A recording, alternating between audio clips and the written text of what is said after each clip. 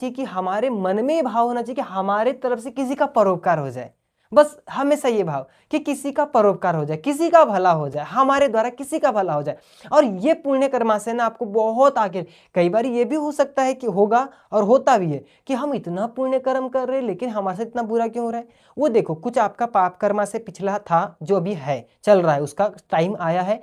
लेकिन जिस दिन ये पुण्य कर्मा से आपको मिलेगा तो एकदम आपके जीवन में खुशहाली होगी। एकदम जो बोलते हैं ना, भगवान जब देता है तो छप्पर फाड़ के देता है, तो उस तरीके से आपके जीवन में होगा।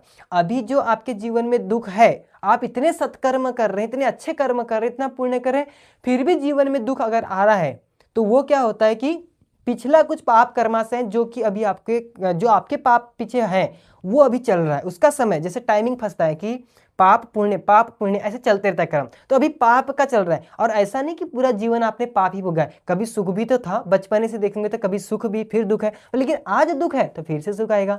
ये हमेशा निराश नहीं होना, अपने को हमेशा आशा युक्त रखना है। जैसे सुख दुख, दिन के बाद रात आती ही है, कोहरा होता है उसके बाद सूर्य आता ही है ना। तो जैसे अंधेरा है तो फिर सूर्य निकलता ही है। तो इस तरीके से ही ये भी क्रम चलता है। तो आपको बस मेरी तो यही विनती रहेगी कि हमेशा विनम्रता का व्यवहार, विनम्र व्यवहार, हमेशा निर्मलता होनी चाहिए, उसमें छल कपट भरी वाणी नहीं होनी चाहिए। अगर छल कपट भरी वाणी होगी तो फिर बात नहीं बनेगी, फिर तो। और छल हम किससे कर रहे हैं ये भी सोचिए ना, किससे कर रहे हैं हम अपने।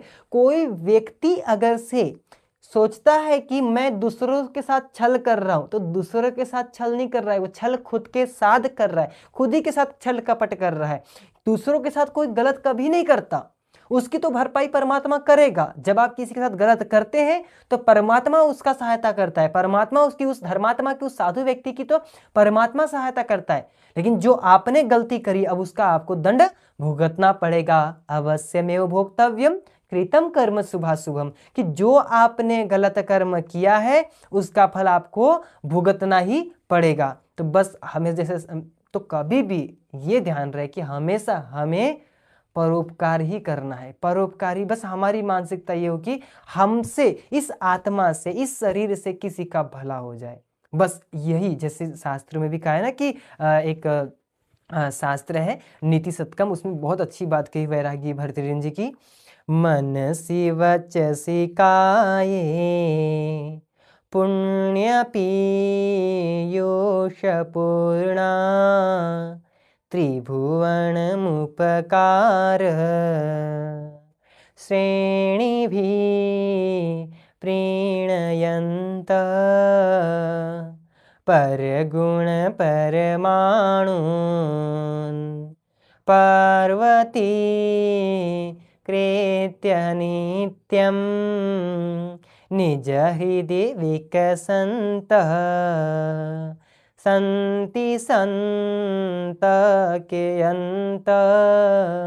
तो हमेशा लोगों का उपकार करने की आपको कोशिश करनी है, और कभी भी मन में छल कपट किसी के साथ नहीं करना है, गलत किसी के साथ नहीं करना है। वैसे हम बोलते हैं ना कि किसी के साथ नहीं करना है, लेकिन आप कर भी रहे हैं तो वो किसी के साथ करते हुए भी आप अपना ही गलत कर रहे हैं, क्योंकि अवश्यमेव भोक्तव्यम कृतम कर्म शुभाशुभम, माना कि आप कर्म करने में स्वतंत्र है। क्योंकि श्री कृष्ण जी भगवद गीता में क्या कह रहे हैं कि कर्मण्येवाधिकारस्ते मा फलेषु कदाचन, कि हे तू कर्म करने में तो स्वतंत्र है लेकिन फल भोगने में परतंत्र है। जिस दिन फल भोगने का समय आएगा फिर उस दिन साधु बन जाते, उस दिन बोलते अरे हम तो इतने अच्छे आदमी। जब कर्म करने में स्वतंत्रता थी और स्वतंत्रता है और स्वतंत्रता रहेगी, तो जब आपको कर्म करने स्वतंत्रता मिली तो आपने खूब गलत किया, अब फल भोगो। जिस दिन फल आएगा तो फल भी भुगतना पड़ेगा आपको, फिर वो बुरा किया है तो बुरा भुगतना पड़ेगा। जब लोगों के साथ में गलत होता है तो कहते हैं कि अरे हमारे साथ इतना गलत क्यों हो रहा। क्यों नहीं भाई, जब आपने इतना पहले गलत किया है, आप पूरा जब भी आपके साथ गलत हुआ है जीवन में, पूरे जीवन का, जब भी हमारे साथ कोई अगर घटना घटती है, कोई दुख मिलता है या कुछ दुखी ऐसे करता है, तो हम तुरंत एनालिसिस करते कहाँ पाप बना।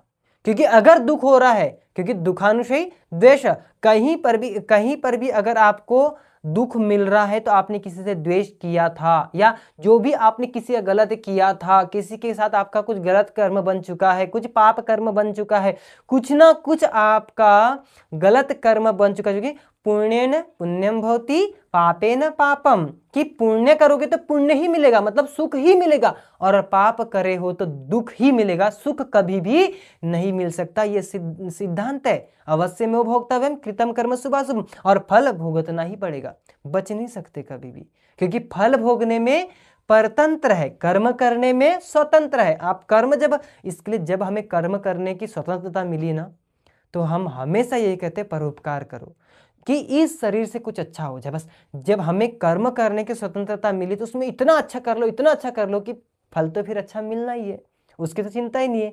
कर्मण्येवाधिकारस्ते मा फलेषु कदाचन, कि जब भी हमें कर्म करने का मौका मिले। और देखिए जैसे हमारी तो कभी भी आदत है, हमें कहीं पर भी बीमार कोई ऐसा प्राप्त होता है तो हम सबसे पहले हम उपस्थित होंगे सेवा में।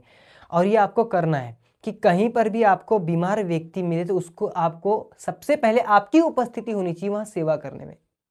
ये आपको ध्यान रखना है। वो अभी आपको मौका मिला है सेवा करने का, तो उसको गंवाना नहीं है। आपको जितना भी बन सके अपनी ओर से, जैसे भी अपनी एक परिस्थिति बना करके, एक अनुकूलता बना करके, वहाँ पर प्रतिकूलता होगी लेकिन उस प्रतिकूलता में भी कैसे हम अनुकूल होकर के उसके साथ व्यवहार करके वहाँ पर सेवा करें। जितना हो सके उतनी सेवा करें, और सेवा भाव रखना है हमेशा। क्योंकि जब जब आप बोलते ना, एक कहावत है हमारे इधर, सेवा करोगे तो मेवा मिलेगा। मतलब मेवा मिलेगा मतलब मावा, जो मेवा मावा जो होता है, ड्राई फ्रूट मावे जो होते खाने के, यानी कि आप से इसका भाव ये है कि आप सेवा करोगे तो सुख मिलेगा। कभी भी ये सिद्धांत है, किसी ने भी सेवा कर रही है, किसी ने भी दान दिया है, किसी ने भी सत्कर्म किया, वह व्यक्ति कभी दुखी नहीं हो सकता। अगर वो आज दुखी दिख भी रहा है तो वो थोड़े पल का दुख है, थोड़े पल का दुख है, लेकिन आगे उसे अनंत सुख मिलेगा। लेकिन आज जो गलत करते हुए आपको सुखी दिख रहा है, सुखी दिख रहा है, आगे जाके वो भयंकर गर्त में जाएगा और भयंकर दुख शोक से युक्त हो जाएगा। ये सिद्धांत है, कभी भी इसको याद रखिए कि आप पुण्येन पुण्यम भवति पापेन पापम।